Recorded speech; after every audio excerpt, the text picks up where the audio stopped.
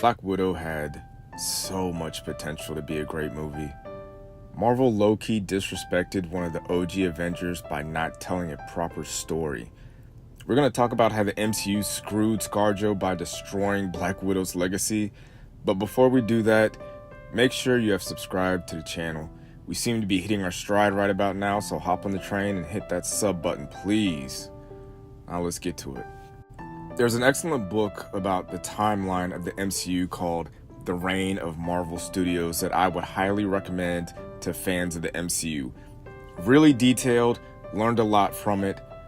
One of the takeaways I got from the book is Kevin Feige wanted Black Widow to have the first female-led MCU movie. That was the plan around phase 2 or 3, but because the toy business had so much power early on, they did not view Black Widow or women in general as a profitable toy at the time, which is crazy to read about. I give Marvel grace for all of that.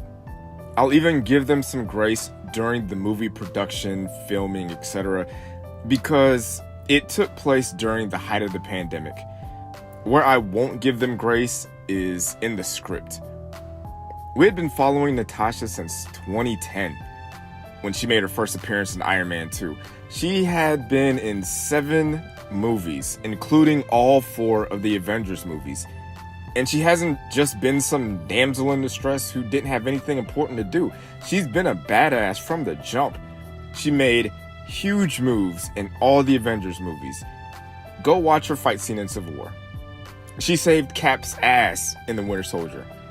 She briefly led the Avengers in Endgame.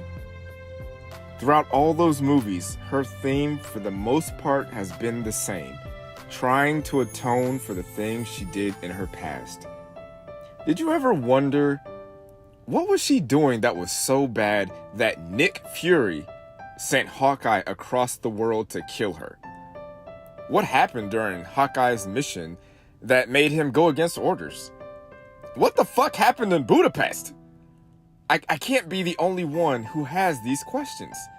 You're telling me you wouldn't be interested in seeing Black Widow portrayed as a villain of sorts, traveling the world, assassinating people, while having Hawkeye and Nick Fury hunt her down? Kind of like a Winter Soldier mixed with Jason Bourne? That is a layup for a $1 billion movie.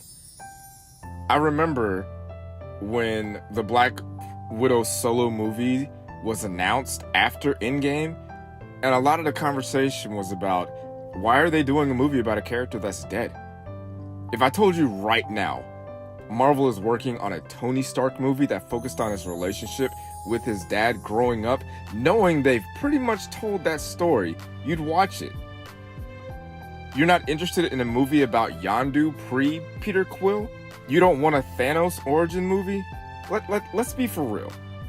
It is not about if the character is alive or not, or even if they're a main character. It's about storytelling. Something Marvel is supposed to be good at. They gave us all the breadcrumbs and hints about Natasha's backstory, but when it was time to show it, they cut corners and introduced characters that'll just be fodder for the next project. Black Widow had a great story that needed to be told, and Marvel didn't treat one of its original Avengers as such. But let me know in the comments, does that sound like a better movie than what we got? Should they give Black Widow a redo? Does Marvel have trouble making movies with female leads?